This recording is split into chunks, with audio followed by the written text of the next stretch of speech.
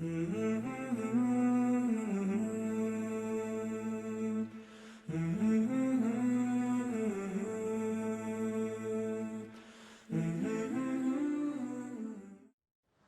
you imagine being tested? You can't imagine.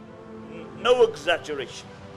You know, a few years ago I was in Gaza, in Palestine, Gaza, and this was after the bombing, and we met a man. This man, he had 6 daughters. 6 daughters. And the bomb hit his house. Everybody became unconscious. And the father says, I woke up and I was looking for my daughters. Out of those 6 daughters, 5 died. He said, I removed the rubble. He said, my eldest daughter was very loved in the area. She was a very loving person. Every night she would go to sleep with her arms around her 2 younger sisters. Every night. And he said, when we removed the rubble and we found their bodies, I found them in exactly the same situation, exactly same position. She had her arms around her 2 younger sisters. And the brothers who were there began to cry. And the father who had lost the children came up, he stood up and he began to console the brothers. He said, don't cry, for they are by Allah in Jannah. For them in Jannah. You know, sometimes we look at our trials and tribulations and we think we're having it rough. We're having it tough. The truth is, if you look at other people, and this is the sunnah of the Prophet ﷺ, he said, look at those who are below you in the dunya and you will remain happy. Look how many people today in the world don't know where their next meal is coming from. Look how many people in the dunya today. I have my own nephew, my eldest brother's son. He suffers from motor neurons. His condition is such that he can't move his arms, he can't move his legs, he can't move any limb in his body. And his state is deteriorating. And just before I went to see him, I had a few things on my mind which were worrying me.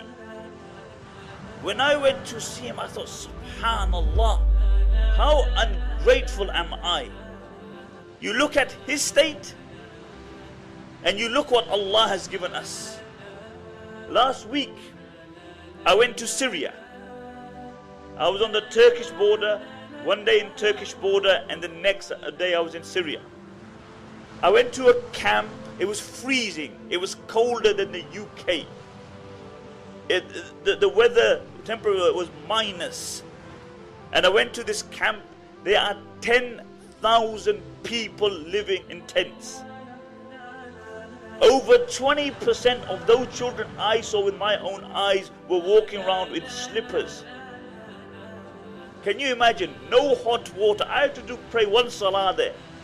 And I had to do wudu. And then we still complain that we ain't got enough.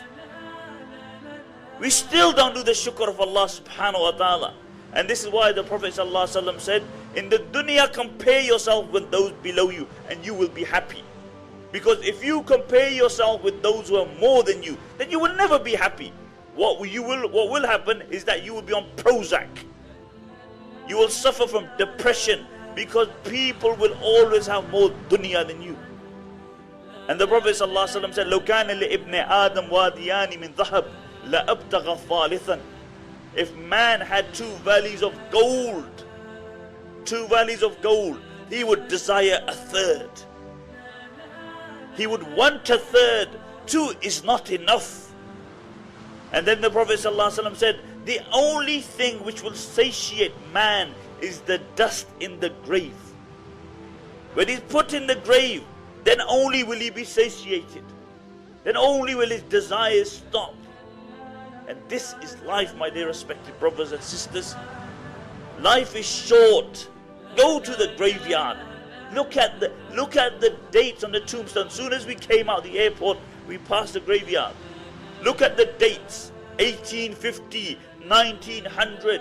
You realize that these people spent more time under the grave under the ground and above it. And that's my and your reality. That is man's reality. That we come into the dunya. Nobody chose to come in the dunya. Did you choose to come in the dunya? You didn't choose. It happened. And the day will come that you will leave this dunya, and you will not choose the time that you want to go. It's no visa that you apply for. My time, I want to go now to Jannah. No visa. It comes. And it comes all of a sudden. And you leave the dunya involuntarily. You came involuntarily. You leave the dunya involuntarily.